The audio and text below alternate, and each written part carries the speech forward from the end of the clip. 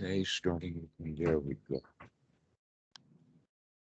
So anyway, today is Friday evening for you guys. Yep. Welcome to the Sangha chat. I'm sure that a couple more will join in time this evening. And we had already got it started to talk about the relationship between psychology and the Dhamma. And also, you asked the question about day to day things. And the Yep. word thing caught my attention Hmm. in the sense that the word Dhamma in the Pali actually referred to in common language that the Buddha used and picked this word up. I mean, he had to speak in the language of the day, but the original definition of the word Dhamma just meant the word like thing or that. And so words like Dhammakaya means the whole body of the Dhamma or everything. You could also say the Buddha Dhamma then is the Buddha's thing. So when you're talking about then day-to-day things, you're talking about day-to-day Dhamma, which is the Buddha's thing. That's perfect.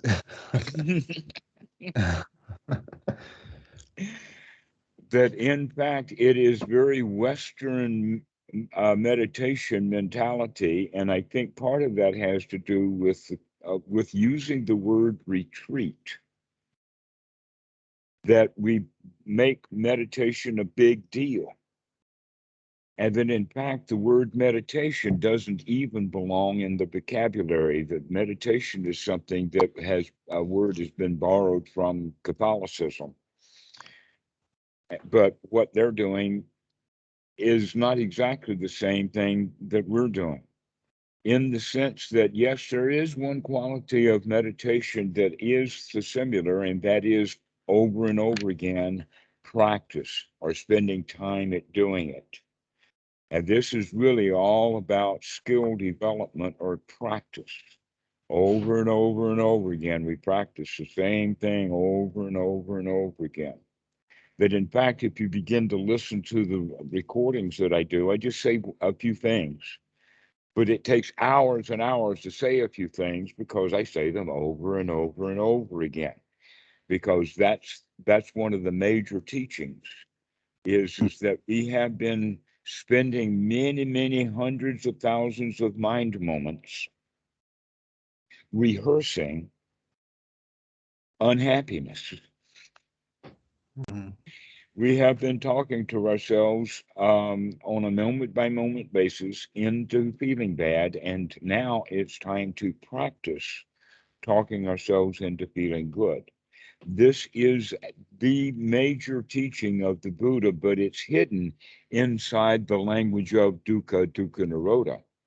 But we can see it actually when we look right there, that dukkha is in fact that repetition of telling ourselves that we are dissatisfied with things, and we go around looking for things to be dissatisfied with.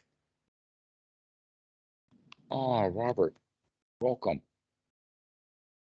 So um, Welcome. now it's it's time to practice over and over and over again. Practice talking ourselves into feeling good, which are different than aspirations or the power of positive thinking. Now, positive thinking does have a lot of power, but it does not necessarily positive always mean wholesome. For example, a can-do attitude that we can really get the right plans and the right tools and the right group of people to break into the right bank and get the right money. Now that's positive thinking, but it's not wholesome.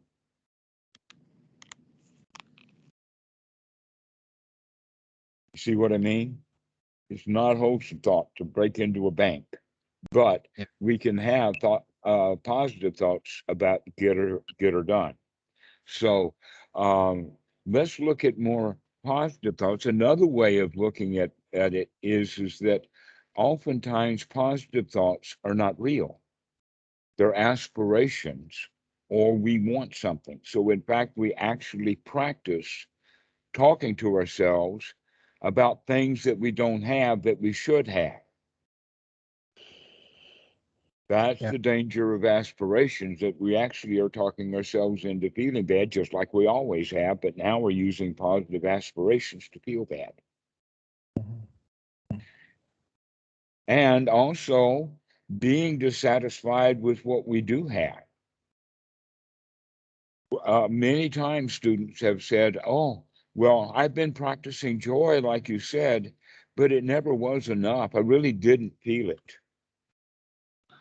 Okay, so they did have joy, but it wasn't satisfying. It wasn't good enough. It was somehow fake or phony for them. See, they're tearing it down. They're destroying it. Those are the normal kinds of thoughts that we've been having our whole lives. We are taught to think that way from society. That in fact, a good way for it to be expressed is that who am I? I am the sum total of all the malicious gossip and lies that I have been told my whole life. That's who I am. And so when we recognize that it's time to make a change, one of the most important things that we want to do is to really take a look at what's going on. To recognize that that's what's really going on, is who I am is just what I've been told to be. I was a musician because my daddy told me to be. But also I became electronic because my daddy showed me how to do that. He wanted me to be a musician, but he showed me what to do by his own professions, including projections and tape recorders and all that kind of stuff.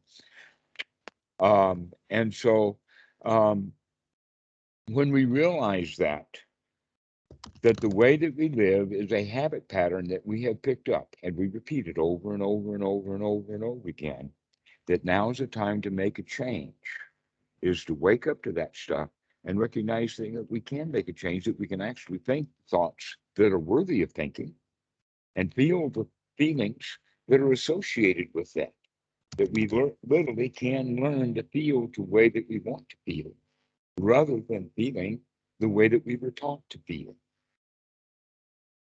Now, feeling itself comes in instinctually. The ability to feel is built in, but what to feel has been sort of educated into us, including the way that we teach children how to read. Learn your ABCs, and then we fuss at them when they forget letters or get them backwards. They can't read and they're slow. And so the children don't want to learn to read because it's painful. It takes work, and they're unsuccessful in it. So we as children then grow up with the attitude of, I'll do what I'm told to do, but I don't want to do it. And so we have resentment and revenge built in and all kinds of other stuff that sometimes leads into rebellion or guilt. And so you can see how all of that stuff gets fixed in because we don't teach our children to enjoy what they're doing. But the problem is that I can say that one time and it does nobody any good. Everybody can agree with what I'm saying.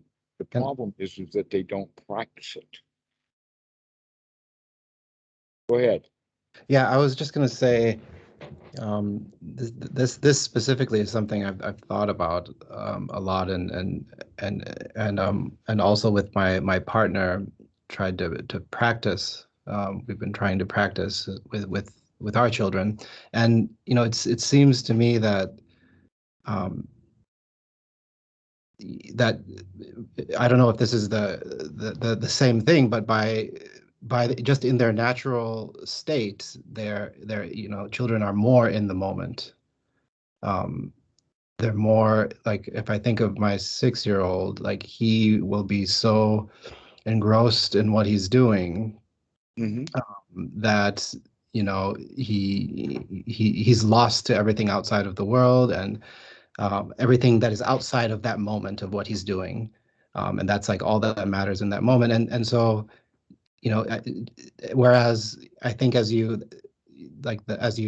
grow, and if you go through the traditional education system, then that kind of changes, and you start to, and I don't know if it's just because of the system, or if it's because of the society, or if it's just, I don't know if this is related, but it just made me think that it seems that the natural state, at least for children, is to be in the moment.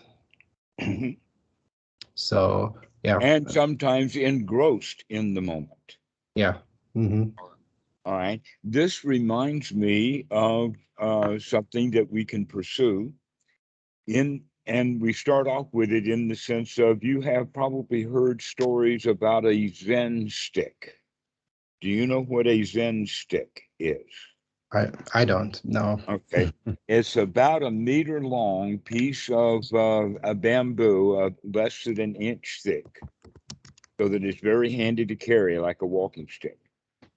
And about halfway down through that stick, there's a slit that's been shaved out so that there's a gap between the two pieces, so that when you hit that stick, it makes a big, loud sound. Okay. Now, the Zen stick is carried by the Zen master, and occasionally he hits a student with it. Well, who does he hit and why? Do you know the answer to that? Who does he hit and why?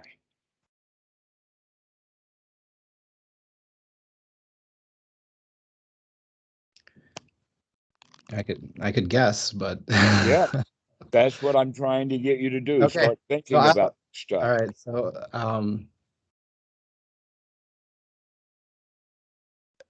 So it has. I'm guessing it has something to do with attention and where attention is directed. Precisely. In other words, he does not hit the students who are paying enough attention to know that he's in the room, and he hits the one who is lost in space. Mm-hmm. Yeah. Later, or a deeper training, or perhaps the deeper training of the ninja, is that there the ninja master walks in with the Zen stick and whacks the ninja students that are still sleeping. He sneaks into the dorm when they're asleep, and whoever's not having been able to wake up and recognize that the teachers come into the room, Yeah. if they can't get up, they get whacked when they're asleep. Okay. Now, this is how we do that here at our house. I'm teaching my daughter martial arts without playing martial arts with her at all, mentioning anything about it. I'm also doing the Zen stick without her knowing anything about it. And that is that when she's on the bed or on the couch with the cell phone, and she's engrossed in that cell phone, I will just simply walk up to her and grab it to wake her up. Now, I have not been able to grab that cell phone from her for a long time. Mm-hmm. Now all I have to do is show up at the doorway and she smiles. So what is the I don't know the right word, but what is the end goal of doing that in particular? What is the wakey? Mm-hmm. Yeah, it wakes the child up. That is sati, to become aware, or in fact, what that means that they're devoting a few mind moments to be here now. Yeah. But they recognize that daddy's in the room. Mm-hmm. Okay, before daddy's in the room and it didn't mean anything to them, it didn't matter, it didn't bother them, so they didn't care and they didn't pay attention to that mind moment.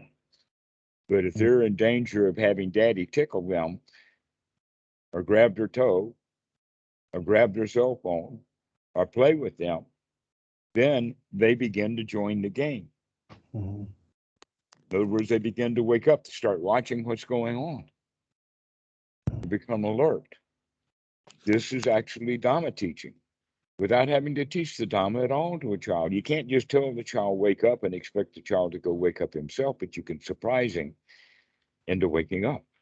Mm-hmm. The reason that I would recognize taking the cell phone away is because that really wakes him up. If that's what he's doing. I mean, when he's engrossed or he's lost. Another way of doing it is take your hand and just put it right in front of his face of whatever he's looking at, so that all he can see is your hand, and then he tries to push the hand away. But if you can do that once a day, That's all right. he'll be pushing your hand away before he gets in front of him, because he'll see you coming. That's the teaching of the Dhamma. We have to be alert to see things coming, so that we can get out of their way. Yeah. So isn't it also? I guess I'm just trying to think of it like, isn't there also some type of value in being able to focus in that deeply into something that can be used and you know, in the right time? And Okay, but maybe as a 6-year-old, he already knows how to do that. Yeah. Yeah. Yeah, so now maybe he needs another skill also, and that is sati, to wake up. Yeah, getting stuck in the mud is something that cars already know how to do. Yeah. And Western meditation thinks that that's what we're supposed to be doing. Yeah, interesting. I have to think about that. Well, actually, it comes from the point of wanting to stop the mind without actually being able to control the mind. And here we're actively practicing controlling the mind. Mhm. All right, here's where we're going with that. In fact, this is a major teaching of the Buddha is that this is an active practice. It requires skin in the game. And so meditation practices that are taught in Western Buddhism generally don't have that quality of that you've got to put skin in the game. They actually just say to watch the breath.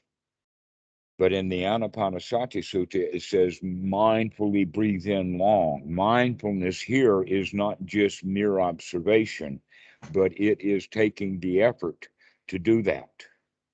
To mindfully breathe in long and mindfully breathe out long, while we're also intentionally, with effort, changing the kind of thoughts that we have into wholesome, gladdening, bright thoughts.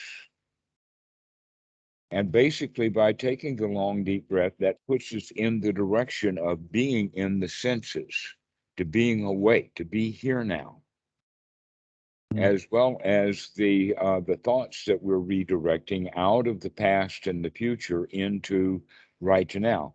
The best kind of thoughts that we can have while we're sitting and watching the breath is thoughts about how good it is to breathe, how nice it is to sigh and relax, and how uncomfortable it is just to sit with no place to go and nothing to do, no tensions or anxieties. And so we begin to talk ourselves into feeling really good.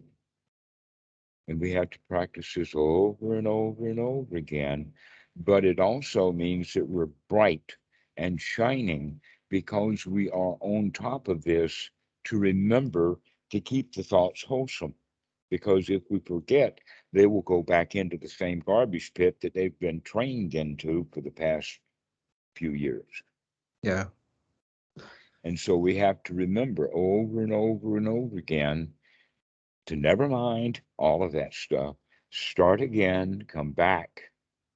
Now, normally what happens for the beginner is that as soon as he recognizes that he's no longer meditating, that he has lost his ability to watch the breath, the first thing we do is criticize ourselves.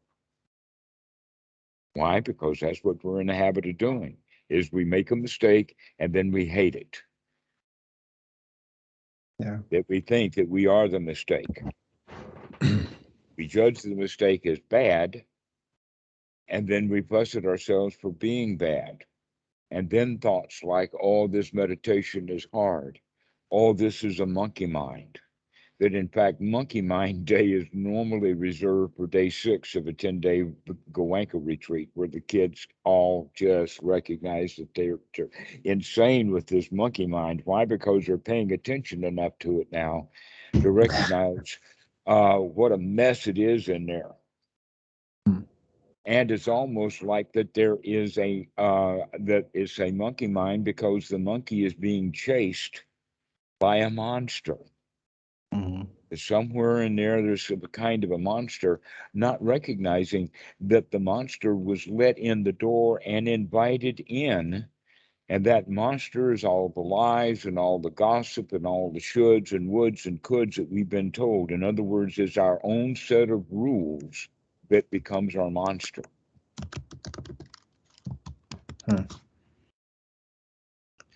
Yeah. And that's why, and so when we recognize, hey, I don't have to monsterize myself, I don't have to order myself around or tell myself stuff to do, I can just relax and play. And then that's when the mind settles down and we can go back and in childhood and really learn to play. But now we're doing it with alertness and attention because we recognize that our toy box is huge. Yeah.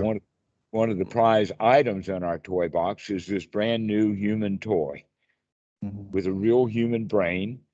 And it's really marvelous to play with the thing rather than having it order us around. It used to be the monster. Now it can be our best friend.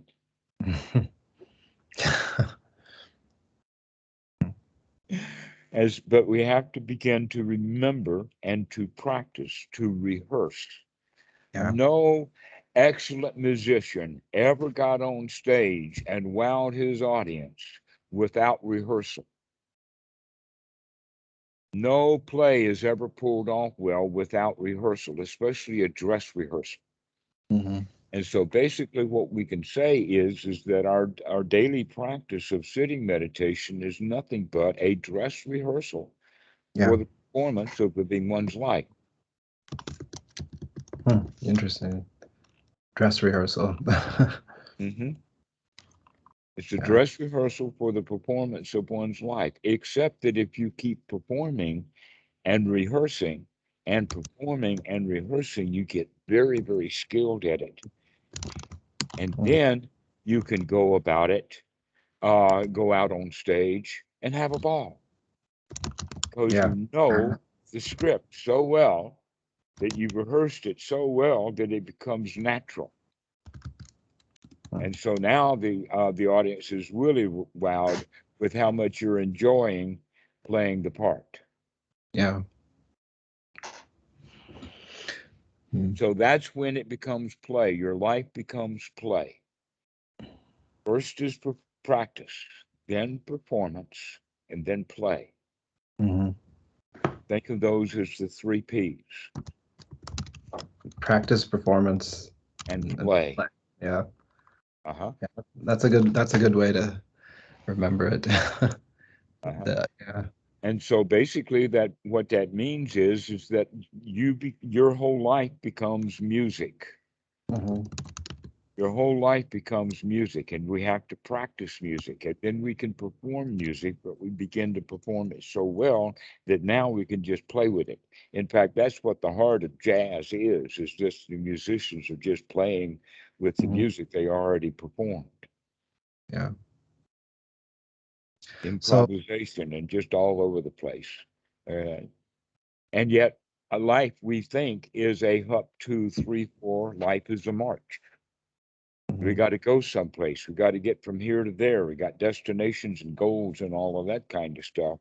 But really, a play or a music is really just a dance. It's more like a waltz. Okay, and we can waltz around the dance floor, but we don't have to have the destination of the other side of the room. We just arrived there because we were playing. We were dancing. But the dance is beautiful because it's well practiced and well performed. So I think that, I I haven't like been practicing consistently or for very long, like maybe a year inconsistently, meaning, like a few weeks and then a few weeks nothing, and then and and I don't know, so so the reason I'm saying that is because I think, with this metaphor of the stage and music and the performance, you have to be able to practice first. It seems like that's the initial barrier, at least. I don't know for everyone, but at least for me, like, because as That I is was. so funny because what we're practicing is being happy. We're practicing being joyful and satisfied. The very goal that we spend our lives out huffing and puffing through society, the very goals that we're really after. Mhm. We think we want that new job, but what really we wanted was just to feel good and fit in and do the very high stuff. And we're Yeah. using the job as a substitute goal. Yeah. Yeah. Okay, so that's funny that people resist practicing because they resist doing what they're told to do. We got into that habit when we were kids. Mhm. And so now that we're hearing about meditation, we immediately plug that into the should box, and out pops the line, you should meditate. Yeah. Then we say we don't want to. That's the problem with the word meditation. Mhm. Uh-huh. But why don't we say instead, why don't we practice playing music? Yeah. Why don't we practice being joyful, being happy, being glad in the mind, feeling good, feeling safe, secure, comfortable, and satisfied, Mhm. and alert, watchful, on top of the game? Mhm.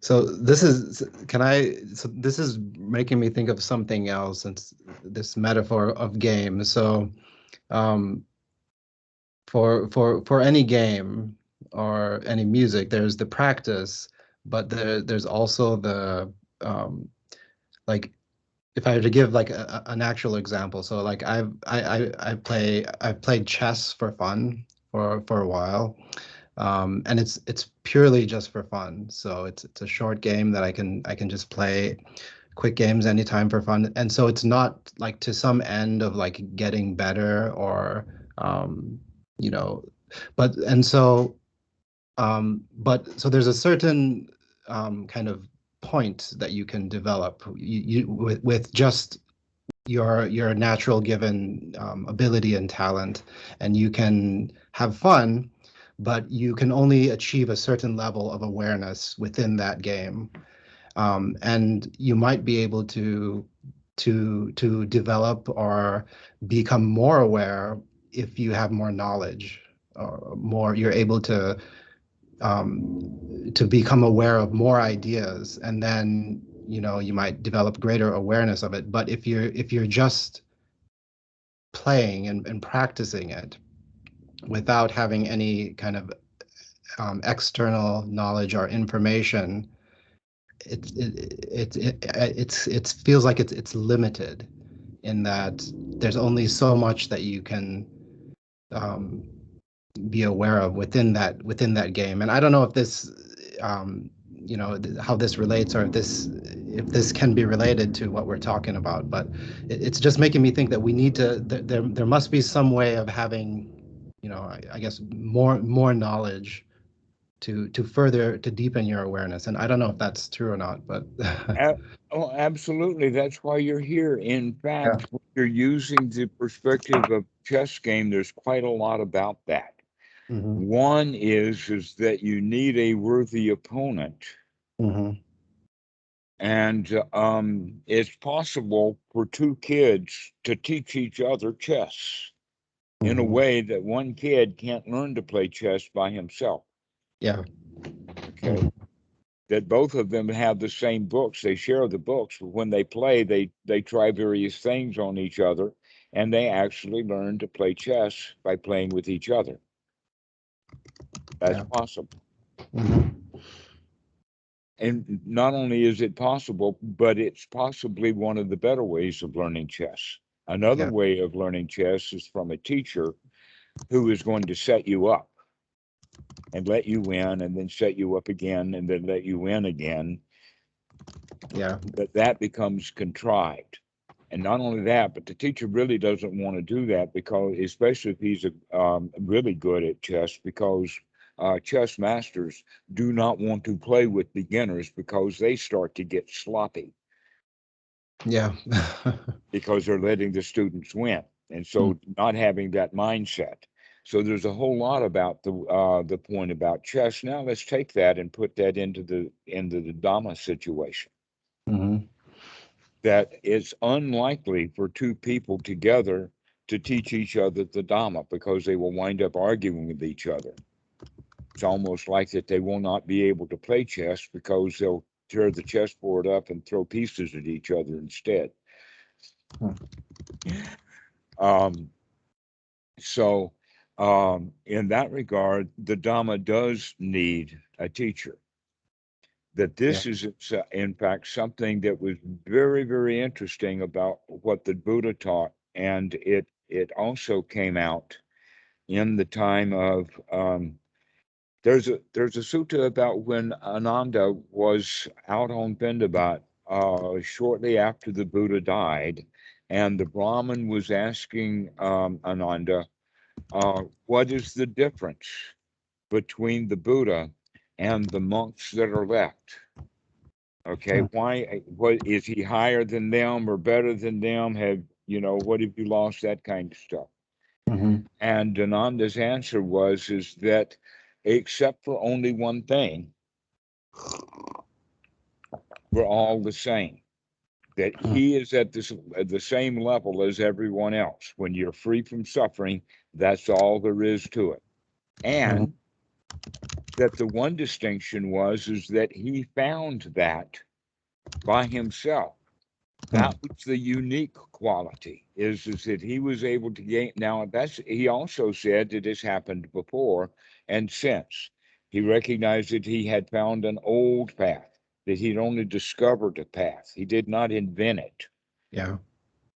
And also, we have seen quite good evidence of people from time to time having found that path themselves, but were successful to various degrees of being able to teach it. Yeah. And so there were two things that we got from Sakyamuni, the Buddha, was one, that he discovered the path and he was able to share it with others. Yeah. Partly because he had old friends who were going around with him already, and so they were really primed for it, just like he was. So when he told them the missing ingredients or the missing keys, they were able to pick it up very quickly. And so that's how the Sangha got started. All right.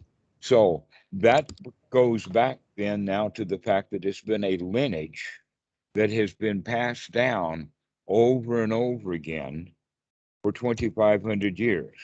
At first, it was wide open and anybody could get it if they wanted to, but that started to make enemies because some people resent it. They don't like the fact that that they can't control people.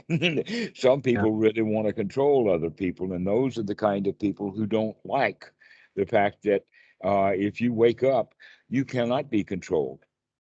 That you make your own choices, and that pressure, instead of yielding under the pressure, normally we just pop right out of it. And so that's why it's hard to control. Is the Buddha is known to just take a hike, just to walk off. So there came a time when these teachings became downright dangerous. That in fact, over a course of about 200 years, between the Brahmins and the Muslims, they wiped out between 80 and 100 million Buddhists.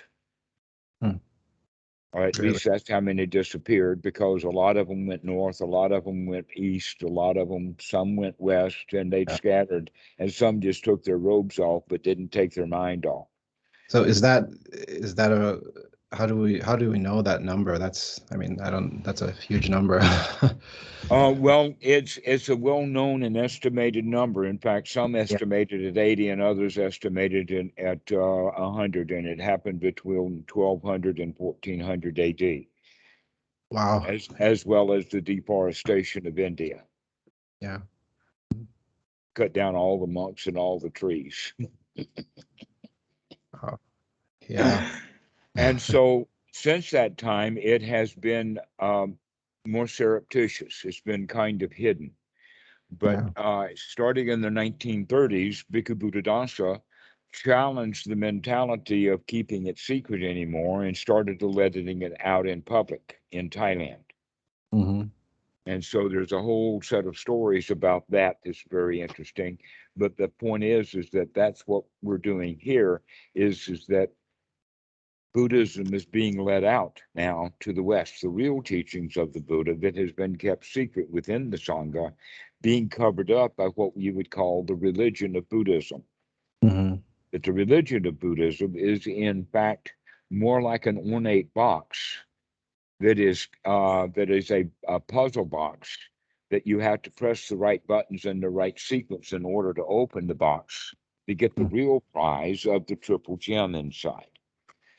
So that's a good way of thinking. And here I am showing you where the buttons are. Yeah, it feels like there's a lot to be shown, or maybe there's not a lot, but it's gonna take a lot of practice. Yes, but when you're saying that, you're saying that in a way that, yeah, but you're up to it. You can do this. Yeah. That's the beginning of the right attitude, as Mhm. opposed to the loser's attitude of, oh, this is too hard, or you should meditate, but I don't want to, and paying sometimes a lot of money for help by going to a retreat, thinking that if they go to the retreat, that the retreat itself will do them good, Mhm. rather than you going to the retreat to use it for an opportunity to do nothing and hang out and enjoy your life. Yeah. That you're supposed to go there and do what you're told to do and get what you're supposed to get out of it. It's just another school, up 2, 3, 4. Yeah. Seems like there's so many ways that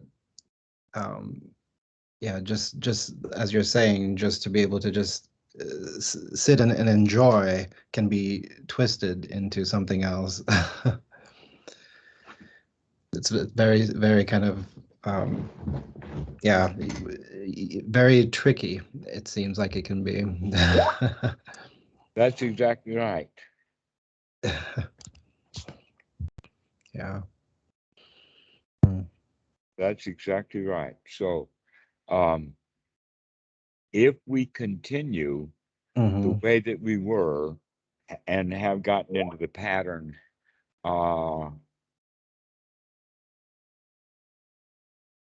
if we have that kind of pattern, it actually becomes quite predictable. In fact, it becomes so predictable that we have out of ancient society words like destiny, providence, divine guidance, divine plans, that kind of thing. These all come from the mentality that we can see where someone's going, how their life is headed, and that they're completely out of control with that. Which means then it must be some higher hand that's guiding that guy down that path in that direction. And that is true, except that God is not up there in the sky watching him. It's kind of in the back of his head, in the sense that it's the set of rules, laws, rituals that we have been practicing, rehearsing, and resenting all of these years. And so now we have to begin practicing something that is much more wholesome, something that we haven't practiced before. So this is why we go into practicing this over and over and over again, so that we can come to a state of relaxation, lightness. But it's also sharp. It's not dull. all right, that we know when there's sharpness there. We test it from time to time and that sort of thing. But what do you mean by sharpness? Pardon? What do you mean by that, sharpness?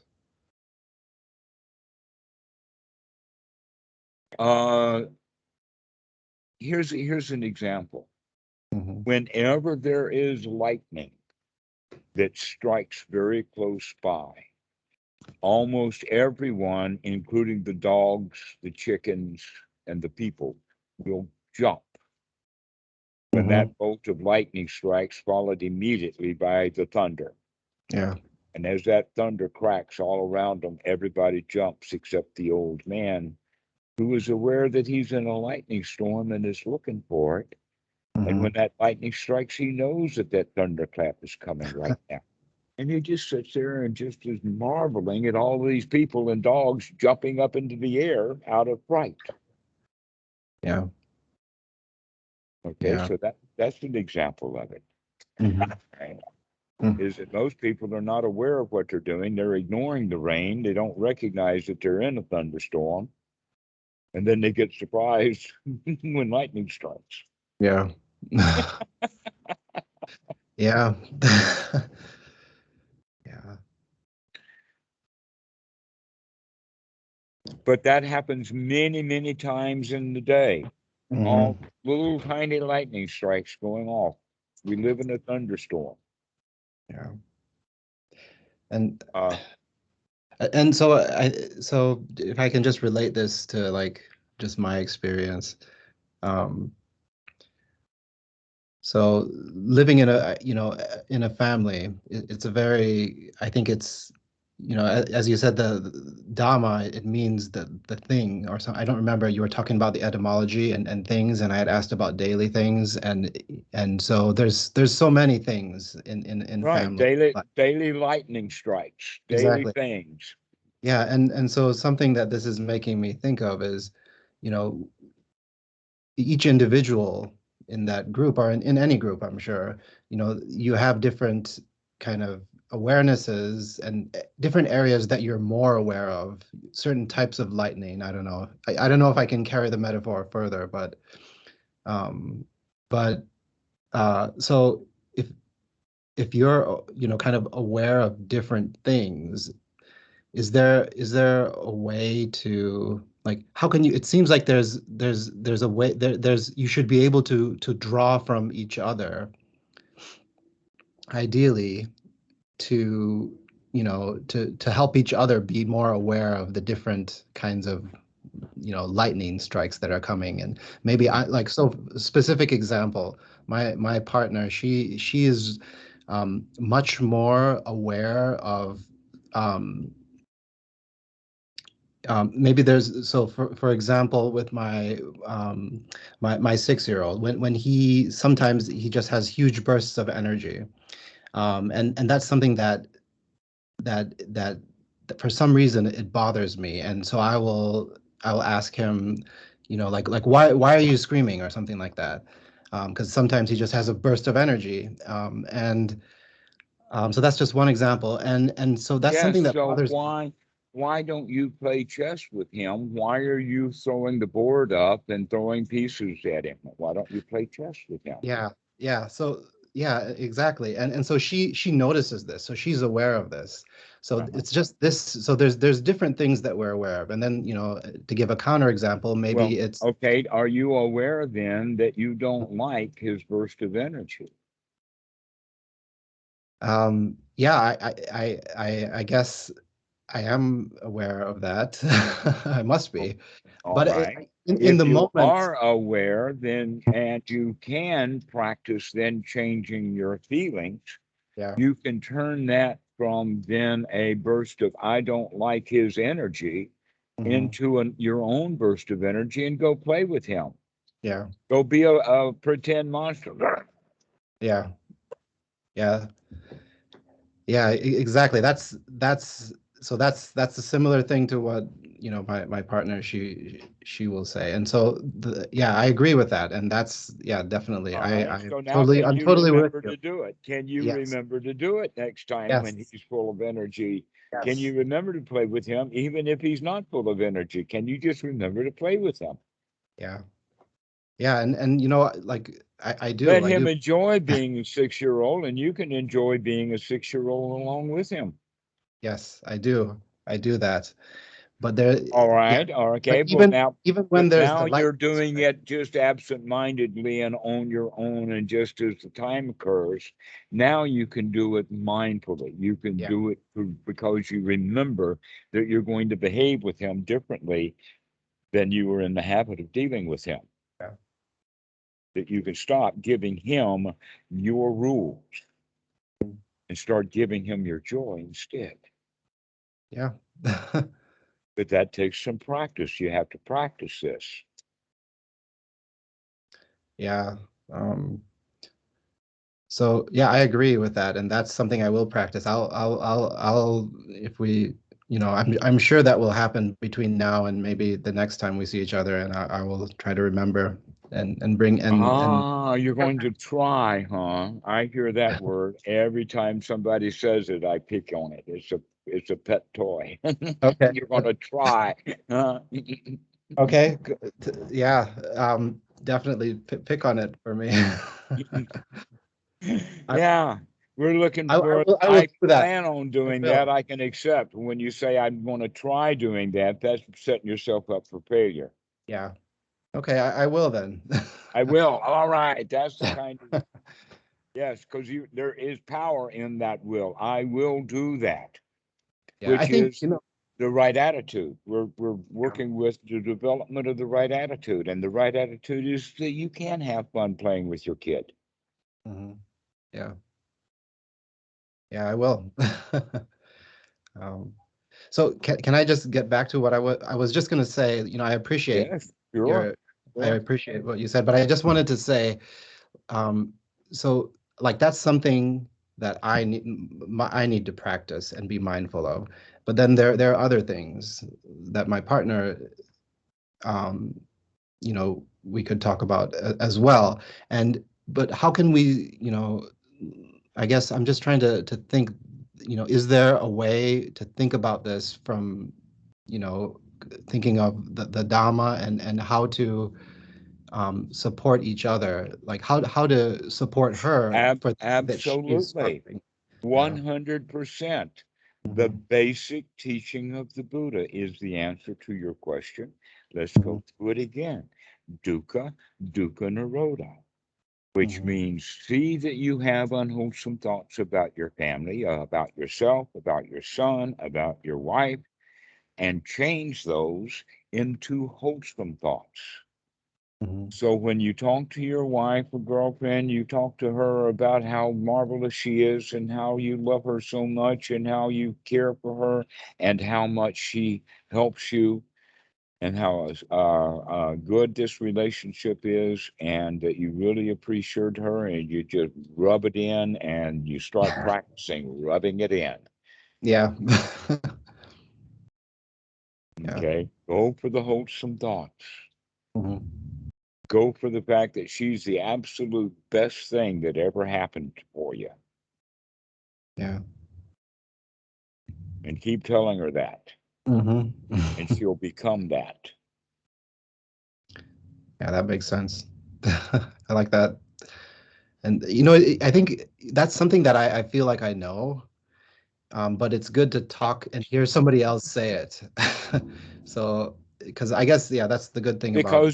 Because our even though our gushy, warm feeling, cuddly heart knows that on the deep inside, our society has taught us not to do that. Yeah. That it's a jungle out there, where in fact the reality is that the one who is screaming, jungle, jungle, jungle is in here, and the jungle is in here.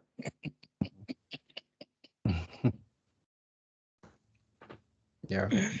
And so we feel exposed and in danger when we open in a cuddly way to others.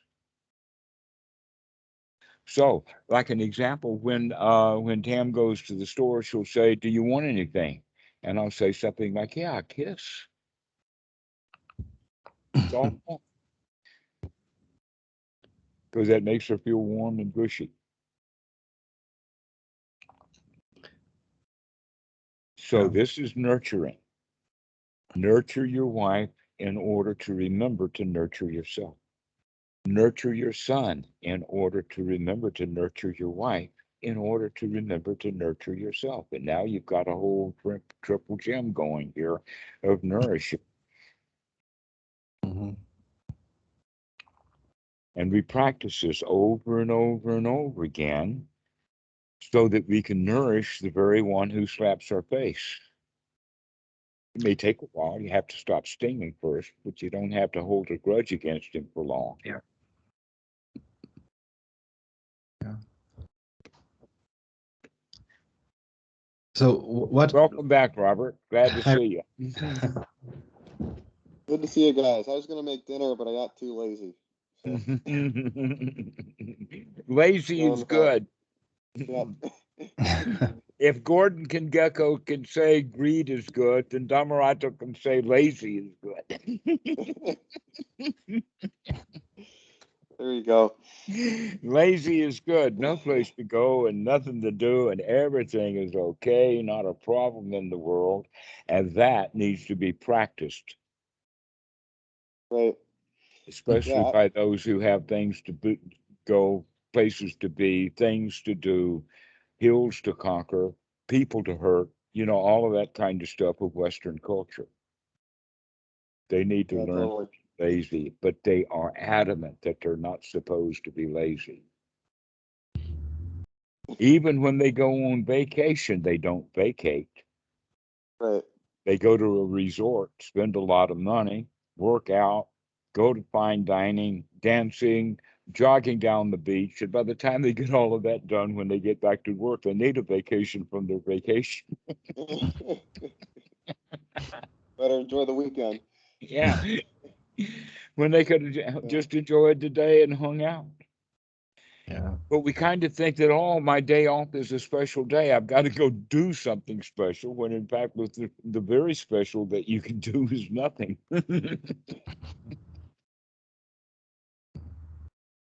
Yeah. Just to practice doing nothing and everything is okay. And my family is marvelous. What a marvelous world this little family is. That's the way to think. Yep. Got everything you need. All is well.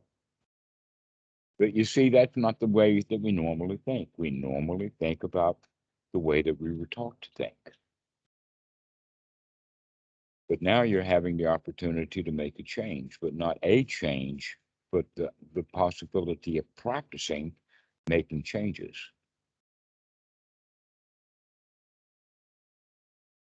Because that's the only way that we'll ever learn anything, is by making a mistake, look at what we're doing, picking ourselves up, dusting ourselves off, and then boogie down the road.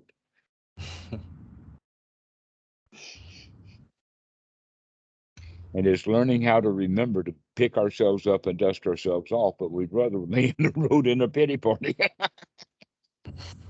For me, somebody tripped me up. Who was it? Who done it?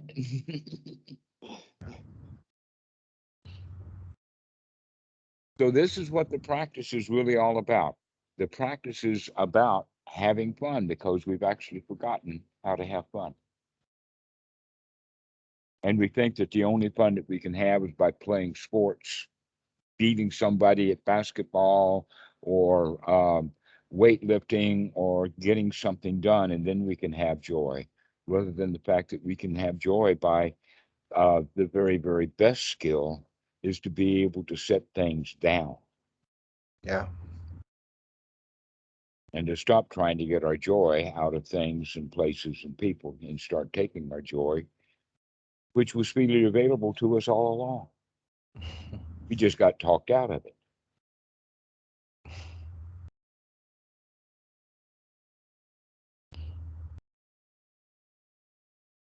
So, Yusuf, what do you think about this? I think tomorrow is kind of like a vacation. So I'm gonna, it's the weekend. So Mm-hmm. I think it's a good time to practice what we've been talking about and and not do anything, just be with my family and Mm-hmm. practice these things. Yeah, and practice being wholesome. That's the only Yeah. thing you got to do is to practice doing nothing. You don't have anything to fix. Your wife's not broken. Your kid's not broken. He's wonderful. He's just fine, just like he is. Yeah, I know that. So yeah.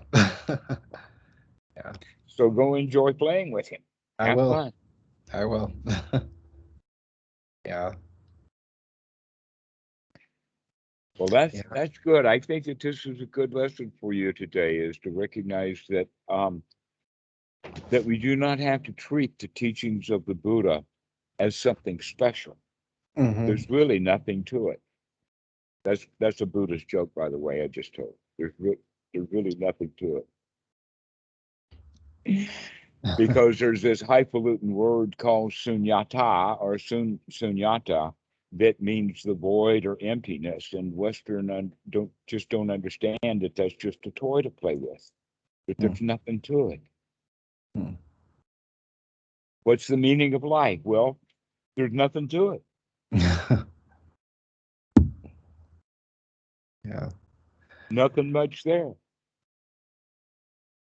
Which means that we do not have to fulfill a destiny, that in fact it's because we are in old bad habits, we're actually fulfilling our destiny, because our Yeah. destiny is just our old bad habits. We're Hmm. going around doing what we were told to do. We're being let us say, guided by an invisible hand. Yeah. And so all we need then to do is to take control of one's life. Recognize you can feel the way that you want to feel. You can do what you want to do, which is probably a whole lot of nothing. Mhm. Yeah. Just enjoy the show. You don't have to be an actor on the stage. Huh. You don't have to be a daddy. You can just be a friend. You don't have Yeah. to be a husband. You can just be a lover. Mm. Yeah. Yeah, I agree with that. That's what that because if you're trying to fulfill something, it might not create the result that I want. And in fact, why want a result? That's the Yeah. whole problem, is that our society has taught us to be in a state of want Yeah. Mhm. rather than being in a state of satisfied. Mhm. So that's what we're practicing. It's practice of just being satisfied. Take the Mhm. day off. Today's a Yeah. good day already. Nothing, Mhm. nothing to it. Easy peasy. Okay.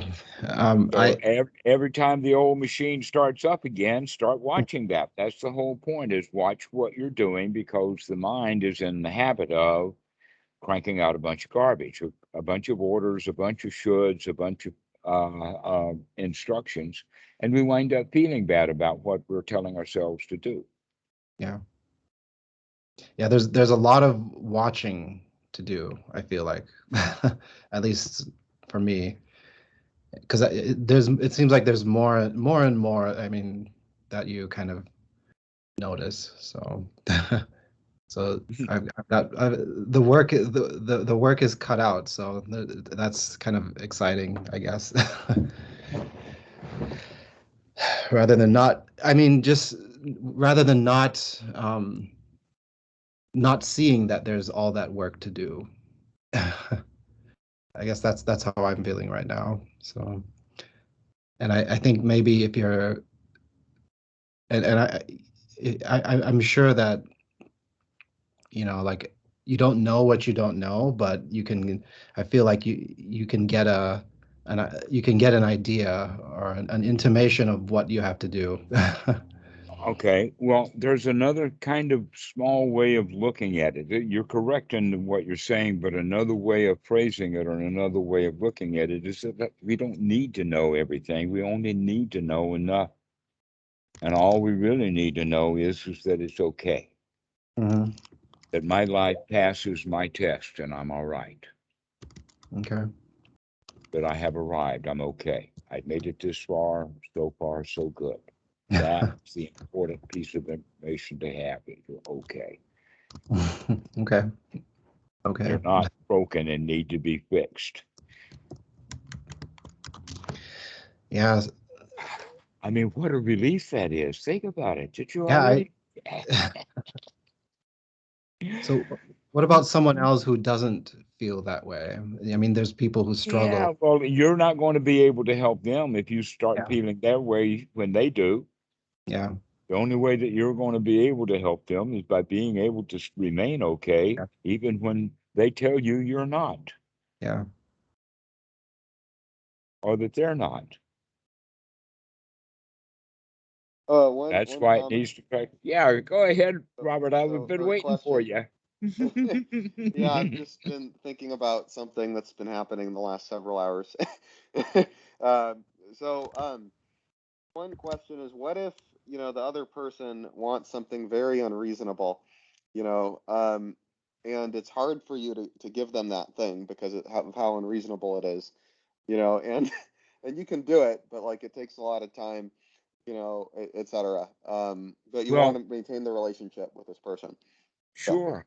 But you're using the word unreasonable. Let's unpack that for just a moment. Okay. sure. Unreasonable actually has the quality of that it's fanciful. Hmm. Okay. That we cannot reason our way into it means that it's fanciful. All right. So one of the ways that we can do that, Ben, is start making it fancy. Start talking about what color it's going to be and how big it is, and just Yeah, really get it big and start to play with it.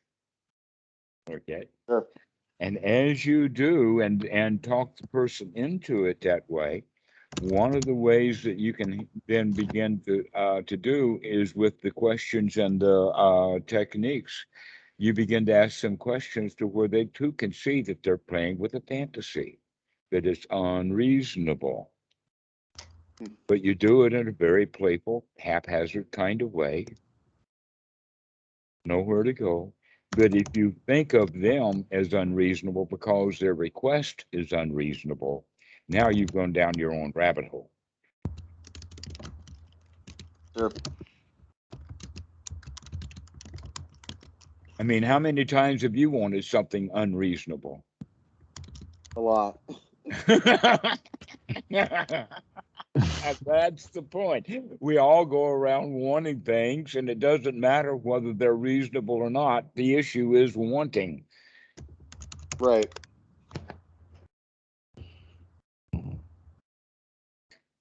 Greed, according to Gecko, is good, but look what happens to people who catch that disease. Sure. Doesn't go so well. Mm-hmm. But when we recognize that, hey, I don't want anything because I've got what I need. I'm okay already. I've got it all. Everything's okay. Everything's fine. And that becomes not only realization, but almost kind of like a mantra to practice. That that's wholesome. I'm already okay. I don't need unreasonable things. That in fact, a way of looking at it is any and everything that you wanted that was reasonable has already been within your reach and you've gotten it. The only Right. things that we don't have are the things that were unreasonable already in the beginning. Mm. Everything that you want that you don't have is something unreasonable for you to be wanting right now. Get over it. You don't have it. It's not here. And not only get over it, but get over it and it's, wow, I don't even have to get it anymore. But that was unreasonable. Okay. So that's the way to begin to understand unreasonable. Yeah, everything is unreasonable. Fixing the Democratic Party is an unreasonable thing to want. Fixing the Republican Party is unreasonable also. So let's stop wanting unreasonable things and start enjoying the way things really are, as they already are. They're good enough. Let the unreasonable people fight with each other over who gets what, because all of them are going to remain unsatisfied and unreasonable no matter how much they batter each other. So that's how you deal with someone who is unreasonable, is treat it in a humorous way. Oh, is that what you want, huh? Yeah. And you can question them about it in the sense of, well, will that car fit in your driveway? I mean, just silly little questions. You can just ask her all kinds of questions and get them to begin to see their reasoning is such that they don't have it, and they're probably not going to get it because what they want is unreasonable. So why is play and humor effective in this? Why, I'm just curious if there's a way to understand why that is a response. Because your only choice is either battle, fight, or flight. Mhm. Okay, those are the only other two choices, Mhm. is fight or flight, or friendship. Mhm. Yeah, okay. Hmm. Sure. Those are your three choices: fight or flight or friendship. Okay. I think that that's enough for me to remember for today. Fight or flight, or friendship, and practice, performance, and play. Uh-huh. So Awesome. yeah, I have to sign off, but I enjoy. know. This has been a really great time, guys. I really appreciate that. Hang on, Robert. Likewise. We'll finish the video and we'll chat about something else. So, All right. Okay. Sounds good. Yusuf, All I right. am so glad to see you. Thank you Yeah, for me coming too. on. This has been really great. I've enjoyed it. Me too. Bye. All right. Take care. Bye, Dhammarato, Robert. I'll call you right back. Great to see you, Oh, Yosef. Have a okay. great Friday evening. All right. Cheers.